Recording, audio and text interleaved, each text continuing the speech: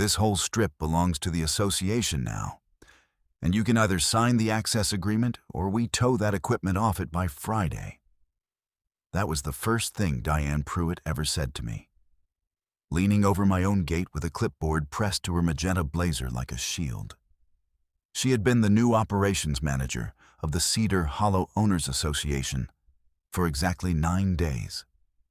The strip she was claiming was a 40-foot easement that ran along the north line of my place, my survey company's staging yard, the gravel apron where I parked the total stations and the truck. My name is Walt Garrity. I am 61 years old, and I spent 34 years as a licensed land surveyor before I half-retired to run a small shop out of the property my wife and I bought in 1994. What Diane did not know, standing there with her pen tapping the metal, was that I had personally walked, measured, and recorded the legal description of every foot of land within a mile of where she was standing, including the parcel her own employer was built on. She did not know that the easement she was claiming had been recorded with a width and a purpose that did not match a single word coming out of her mouth. She did not know that the file she would eventually read, the one that ended her short career at Cedar Hollow, was already sitting in a labeled folder in my office, finished, because I had built it years before she ever arrived. So let me ask you something before I tell you the rest. If a stranger leaned over the gate of land you had owned and worked for 30 years and told you it now belonged to her, and you happened to be the one person in the county who could prove on paper exactly who was wrong, would you argue with her at the gate? Or would you simply start a folder and wait? I want you to hold your answer. Keep it in mind as I walk you through what happened, because the choice I made is the whole point of this. I should back up and tell you how the land came to be mine, because the land is the reason any of this mattered. My wife Carol and I bought the parcel in the fall of 1994. 11 acres on the north edge of what was then just ranch land and timber, before anybody dreamed of putting a gated subdivision up against it. We paid for it over 12 years. Carol taught at the elementary school in town, and I ran survey crews all over 3 counties. And on the weekends we cleared brush and ran a fence and built the shop with our own hands. She used to bring coffee out to the slab while I welded the gate frame, 2 mugs balanced on a scrap of plywood, and she would sit on an upturned bucket and read the property description out loud from the deed like it was scripture. The meets and bounds, the bearings and distances, the call to the old iron pin at the section corner. North 89 degrees, she would read, slow, savoring it. 240 feet to a found iron pin. She said a deed read like a poem if you knew the language. I knew the language. I had spent my life learning it, and hearing her read it back to me made it sound like something worth the 34 years. We did everything to that land ourselves. The first winter we lived in a single wide trailer with a wood stove while we cleared the brush, and I marked the corners myself with rebar and pink, flagging the same week we signed the note. Carol kept the original deed in a fireproof box under the bed, and every time we improved the place, a new well, the shop slab, the second fence run, she would write the date and the cost in a spiral notebook she kept with it.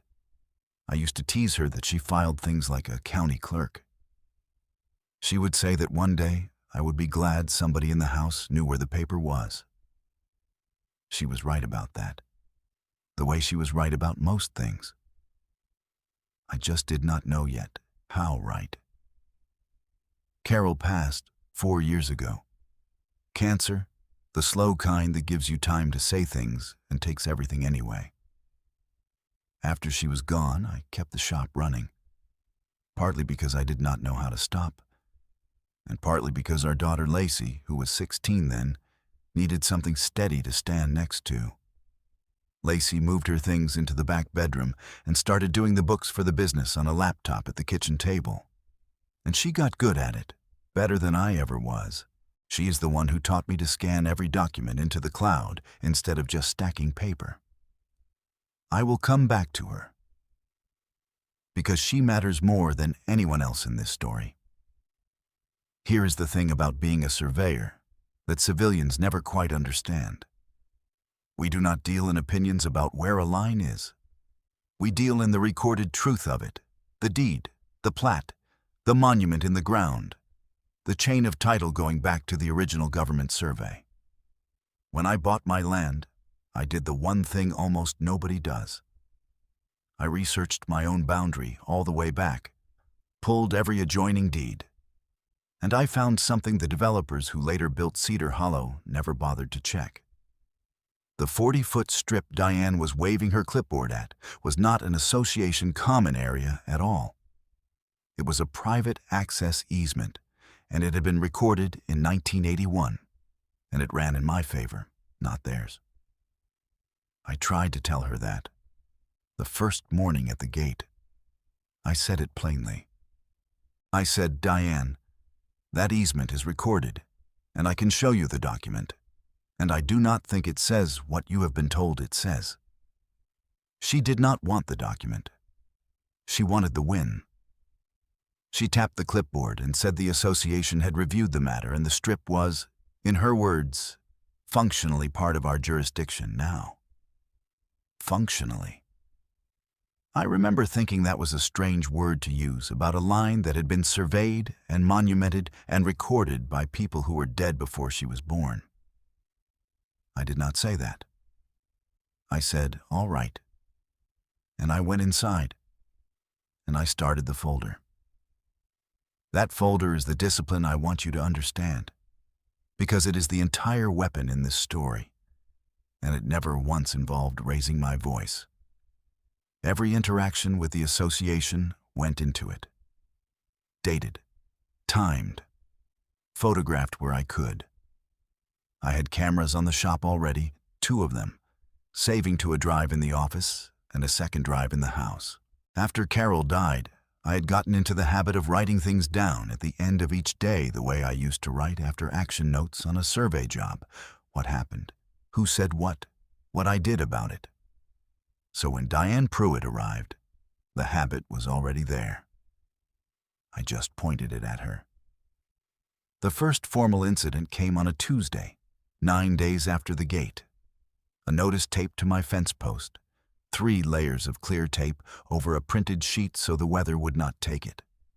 It claimed I owed the association $800 in fines for, and I am quoting the paper, unauthorized commercial use of association land. There was a due date on it and a threat of further action. I read it standing at the post with the morning still cool, and I felt the old heat come up the back of my neck, the same heat I used to feel when a client tried to tell me my corner was in the wrong place. I did not let it move my hands.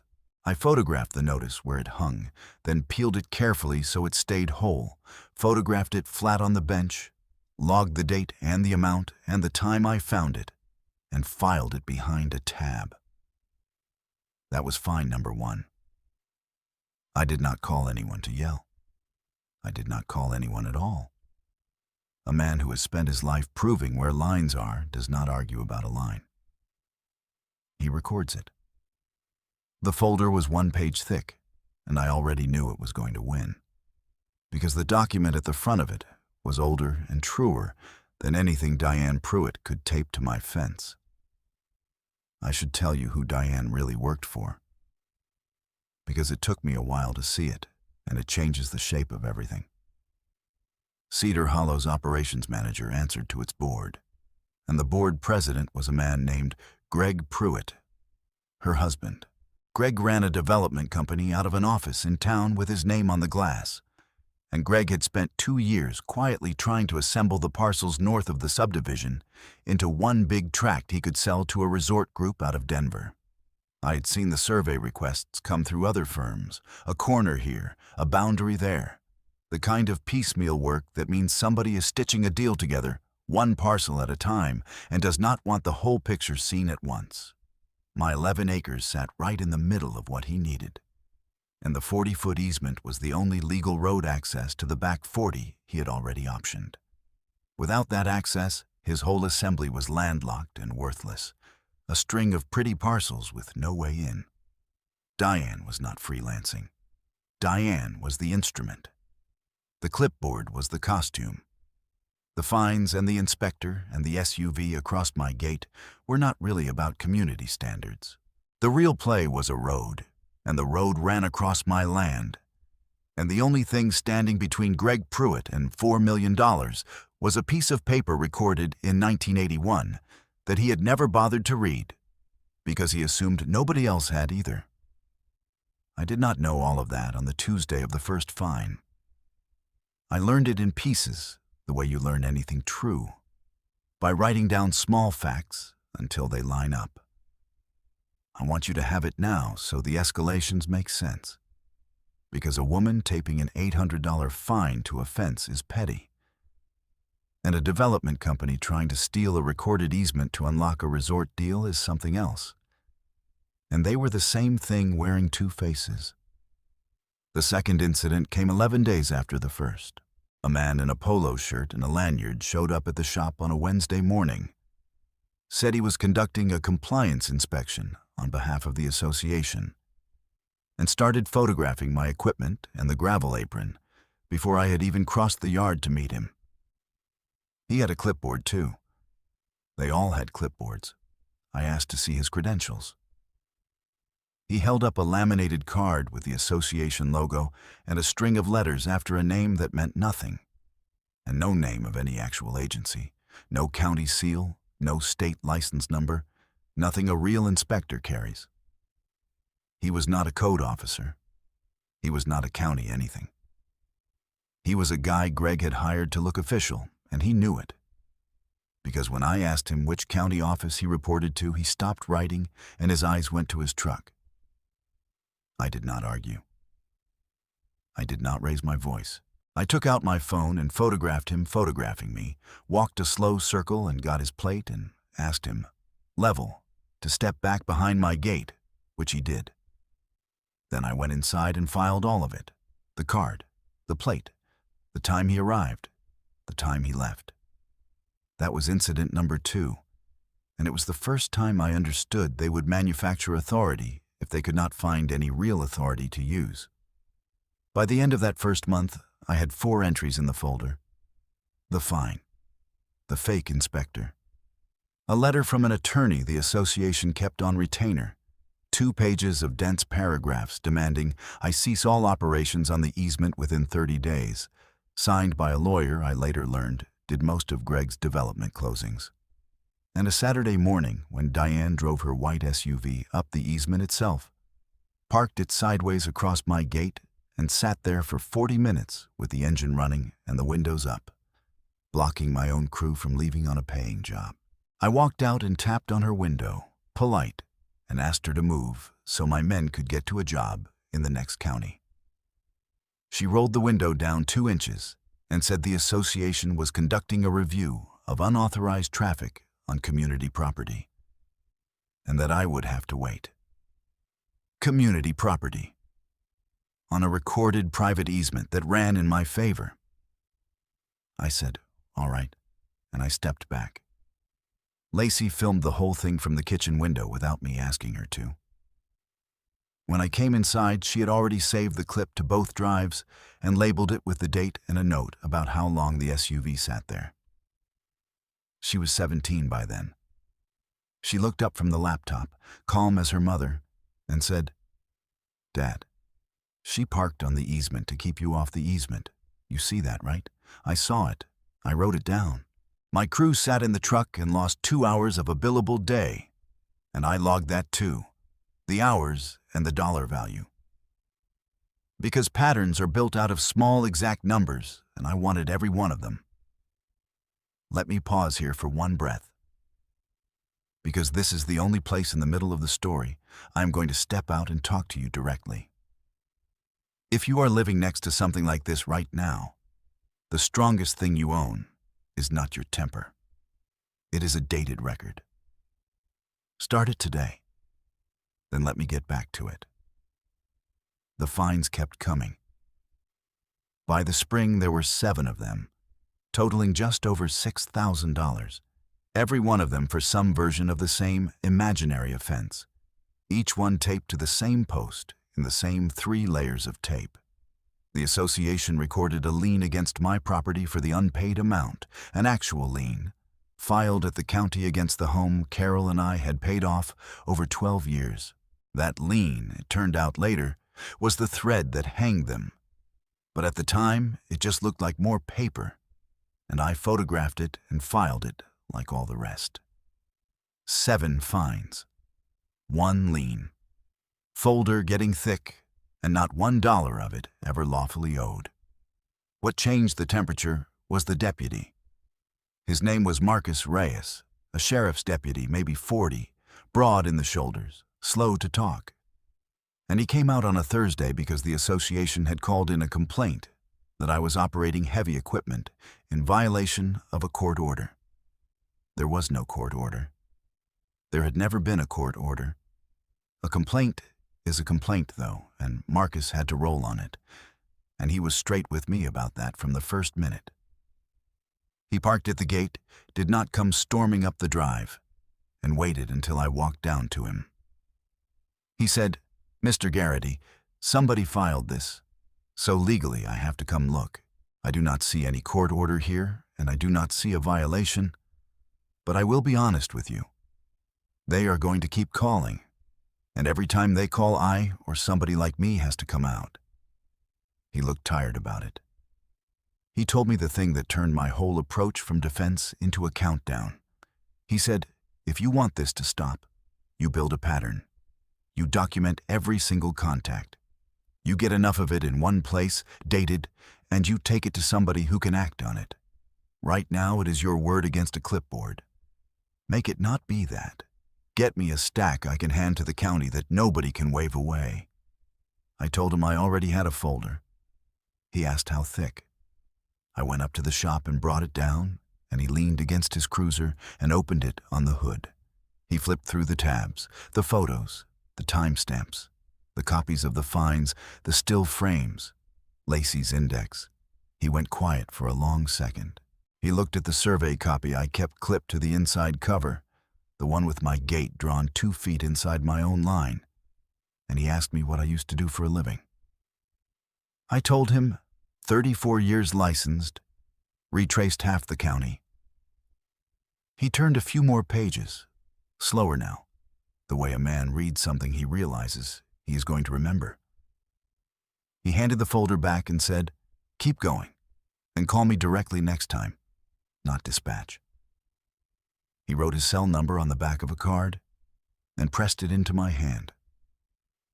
That was the first ally signal, though I did not call it that then.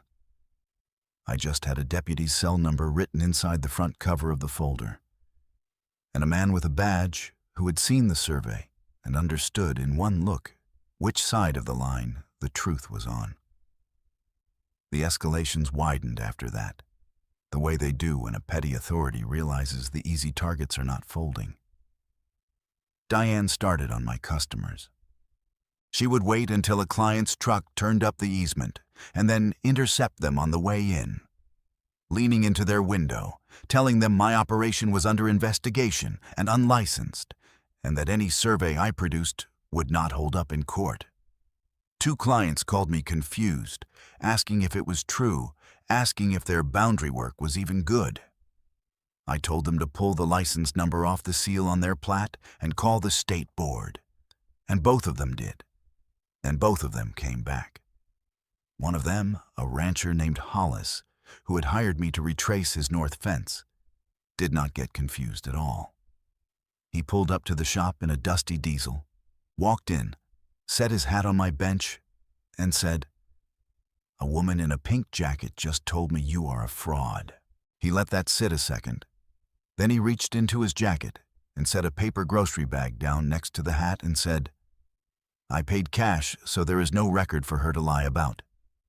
And if you ever need somebody to stand up in front of whoever and say what she did to me at your gate, you call me, day or night." He had counted it out on the drive over, the bills folded flat. I tried to write him a receipt, and he waved it off, then thought better of it and said, "No. Write it. Date it.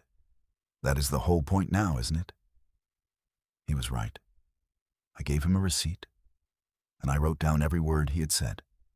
The pink jacket, the word fraud, the time and the place, and I filed it behind a fresh tab. The folder was learning to defend itself. The recurring pattern by then had a rhythm I could almost predict. It was always a Friday when something big happened, because Friday was when Greg's people wanted leverage going into a weekend.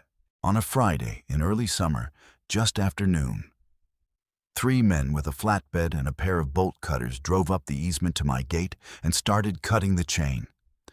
I was in the back of the shop welding a bracket, mask down, and I did not hear them over the arc. Lacey was at the kitchen window again, and she did the smartest thing anyone did in this entire story.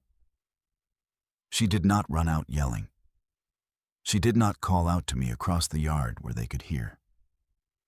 She hit record on her phone, she called my cell, and when I lifted the mask and answered, she said 2 words, low and fast. "Dad. Gate." I came around the corner of the shop, wiping my hands on a rag, walking, not running, because I had learned by then that the worst thing I could do was give them a man losing his temper to film. The lead man, heavyset, sunburned, told me they were there to remove obstructions from association property under the manager's instruction. I asked him for that instruction in writing. He patted his pockets like a man who knows the answer and said his supervisor had it. I said, "Then you do not have it." I told him the chain he had just cut belonged to me, and the gate it hung on stood on my recorded line, and that everything happening right now was being filmed from 2 angles, the shop camera and my daughter's phone. The lead man looked up at the kitchen window. Lacey stood in it, plain as day, phone steady. He told the other 2 to load up. They left the cut chain coiled in the gravel like a dead snake. They had cut it, though.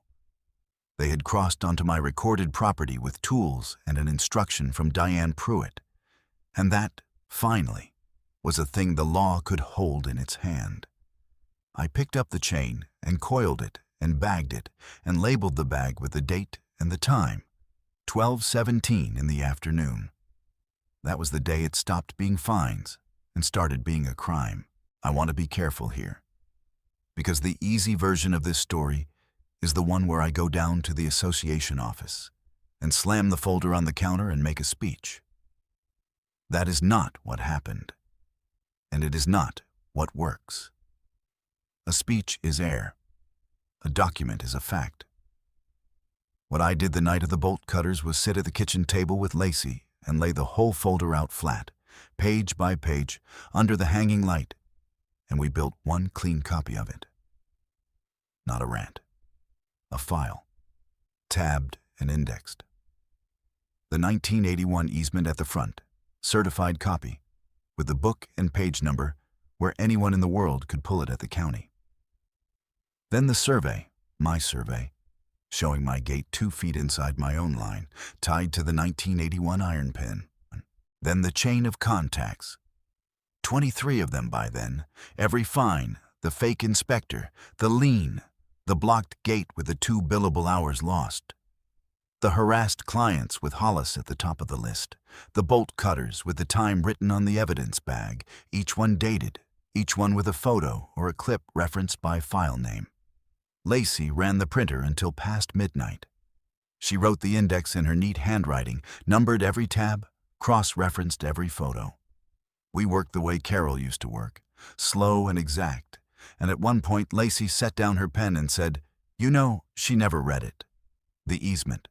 A whole year and she never read it." I said, "No, she never did." Lacey shook her head and went back to numbering tabs. At the bottom of the index, she wrote a single line that was not legal at all, just true, and I told her to leave it in. It said, "This is what patience looks like." We made 2 copies, one for me, one for whoever needed to see it. The original stayed in the fireproof box where Carol had always kept the deed. While I was building that file, something was happening on the other side that I only understood later, in pieces, after the dust settled and a board member told me the rest. The Denver Resort Group had done their own due diligence, the way real money always does. And their title company had pulled the same 1981 easement I had. It is not a secret document. It is recorded. Anyone with a book and page number and 20 minutes at the county can hold it. Greg's whole pitch to them depended on the association controlling that strip, on the back 40 having clean legal access through ground he could deliver. The title work showed the opposite. It showed the access ran in the landowner's favor, mine, and that the servient estate could not be crossed without my say. The resort group started asking Greg hard questions about why the operations manager of his own association was generating fines and liens against a parcel that held an easement running against the very deal he was selling. Because liens and lawsuits and a documented harassment pattern are exactly the kind of cloud that kills a clean land deal. A title officer does not care who is right morally. A title officer cares whether the chain is clean, and mine was clean, and Greg's was a mess of his own making. So Greg's pressure on Diane went up, not down. He needed the strip clear before the resort group walked. He needed me to fold, sign an access agreement, give up the line. Diane needed a win she was never going to get. And she did not know it. Because in a year of fighting me, she had never once walked into the county office and read the recorded easement she had built her whole position on. She fought the survey. She never read the deed. Then Cedar Hollow's old operations manager left, and Diane, who had been doing the job informally as the president's wife, got the title officially. New manager, new office, first day at the desk. And that is where the file comes in. I did not mail it. I did not ambush her in a parking lot. I called the association office, made an appointment like a citizen with business.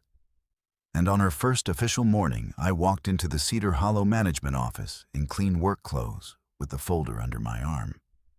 Diane was at the desk in the magenta blazer, pearls, sunglasses pushed up on her head, a nameplate that still smelled like the engraver.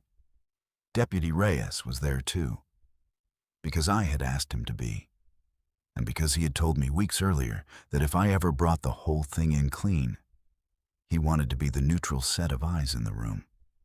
He stood off to the side by the window, hands folded, saying nothing.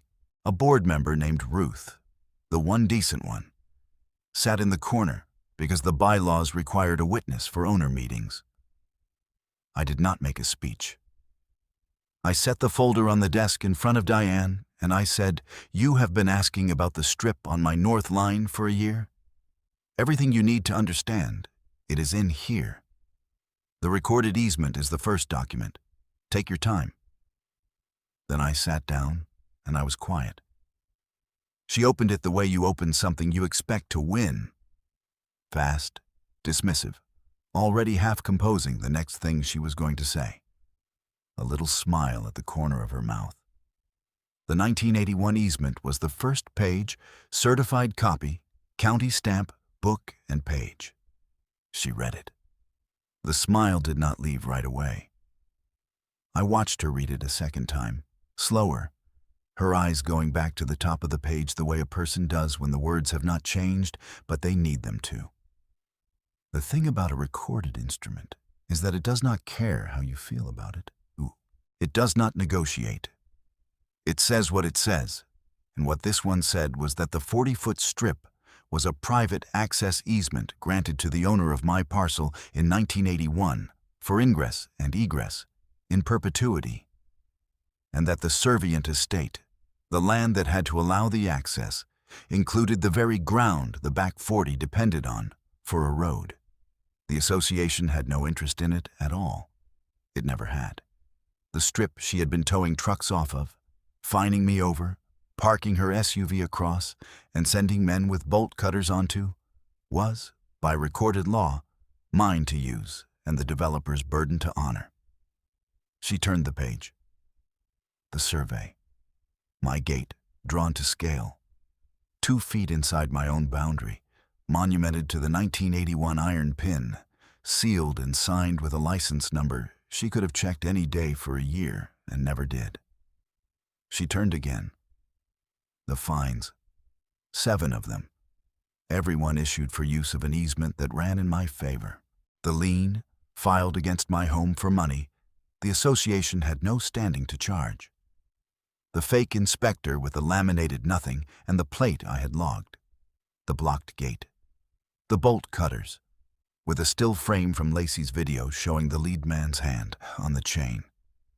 And the flatbed plate clear as day, and under it, the time off the evidence bag. 23 contacts.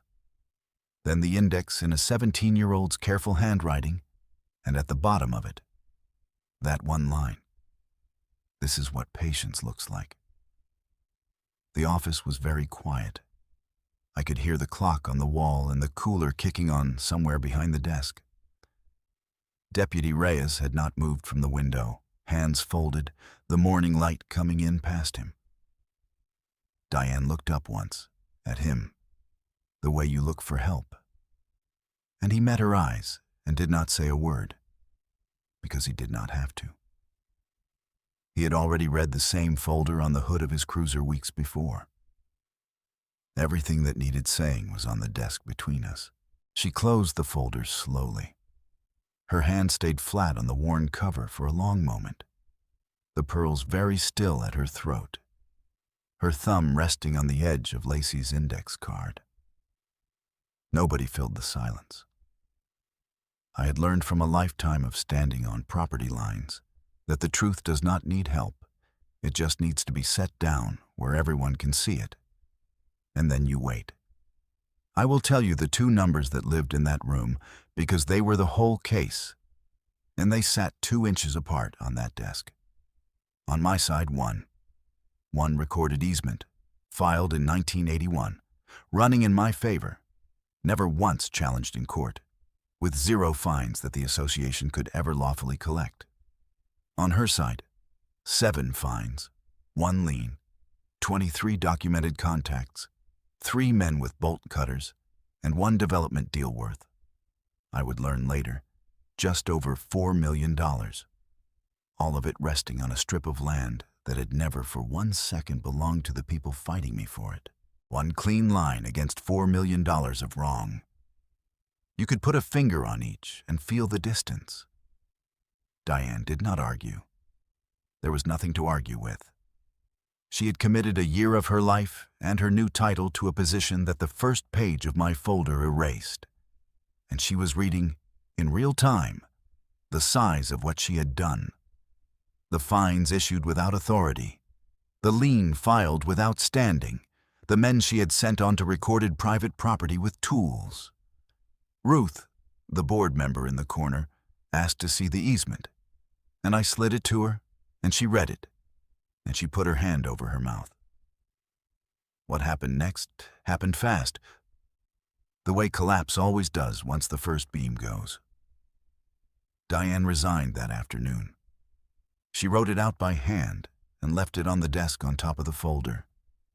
And the resignation was not really about me. It was about the $4 million. Because the moment that easement was on the table in front of a witness and a deputy, the association's exposure became real and documented. And the resort group's title company already had the same instrument. And Greg's entire assembly was revealed as landlocked. The deal did not close. It could not.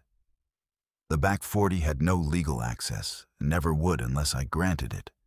And I was not going to grant it to the people who had sent bolt cutters to my gate. The proportionate part, the part the universe handles without any help from me, was this. The lien the association had filed against my property was unlawful, filed without standing, and that turned out to be the thread Marcus had seen from the beginning. An unlawful lien is not a small thing. It is a recorded act, with a date and a signature, and once it is on file, it can be examined by people far above a county deputy. The county, and eventually the state, looked at a pattern of fines and a lien issued by an association manager against a parcel the association had no jurisdiction over, with a development company run by the board president as the only beneficiary. And they did not see a neighborhood squabble. They saw a scheme to cloud a title and force an access, run through a nonprofit association for private profit. And that is a different animal in the eyes of the law. Greg's company was investigated for the assembly fraud and the misuse of the association. The resort group, who had done nothing wrong and had no interest in buying a lawsuit, walked away clean and bought a tract 2 valleys over inside a month. Greg lost the deal, the standing, and most of the company, because once the resort money was gone, the optioned parcels came due and he could not carry them. Diane lost the title she had held for exactly 1 day. The board replaced her with Ruth, the witness in the corner, who had read the easement and put her hand over her mouth, and who ran the place straight after that. The thing they tried to take, the access across my land, was the exact thing the law confirmed they could never have. They reached for a road, and the road was never theirs. And in reaching for it, they recorded, in their own hand, every piece of the case against them. I did not gloat. There was no one to gloat at. The folder had done the work, and the folder had done it years earlier, the day in 1994 when I pulled my own chain of title back to the original survey and found the 1981 easement and understood what I owned. Everything after that was just patience and a tab system. I want to take you back to the kitchen, because that is where this really ends. The night after Diane resigned, Lacey and I sat at the same table where we had built the file. She was 18 by then, headed to study geomatics in the fall, which is the modern word for what I do. And she thought that was the funniest thing in the world, that the HOA fight had pushed her toward her father's trade. She made coffee. We did not talk about Diane or Greg or the $4 million. We talked about Carol, about how she used to read the deed out loud like scripture. And Lacey said she finally understood why. A deed is a promise somebody made and somebody else recorded, so it would outlast them. Carol's promise outlasted her. It was sitting in a folder on a county shelf the whole time, waiting. And all I had to do was keep my own copy and stay calm enough to use it. Lacey put her hand on the worn cover of the folder where her handwriting was, and she did not say anything, and neither did I. The coffee steamed. Outside, the gate stood where it had always stood, 2 feet inside my own line, chain replaced, holding. So here is the lesson. Plainly, because I promised you one, and because it is the only reason I tell these stories. Your property is defensible, but only if you have done the unglamorous work before the fight ever starts. Pull your own deed, read it. If you do not understand the metes and bounds, pay a licensed surveyor to walk your boundary and show you your corners in the ground. Because the line on paper and the line in the dirt are the only things that matter when a clipboard shows up. Get a certified copy of every easement, covenant, and recorded instrument that touches your parcel, and keep it where you can put your hand on it. The day a stranger leans over your gate and tells you the rules changed, do not argue. Start a folder, date everything, photograph everything, save it to 2 places, an HOA, a developer, a manager with a new nameplate. None of them can manufacture authority that a recorded document does not give them. And none of them can survive contact with a clean older instrument in front of a neutral witness. Be calm. Be patient. Be the person who already did the homework. If you have a story like this, a line somebody tried to take, a clipboard that thought it was a court, leave it in the comments. Because I read them, and the next person who is scared needs to hear that it can be done. Subscribe if you want more of these, because there are more, and the records always tell the truth in the end. Next time, I will tell you about the woman who tried to charge a man rent for the rain that fell on his own roof, and how a 90-year-old water right turned her billing scheme into a federal problem. Until then, pull your deed, walk your line, and keep your folder close.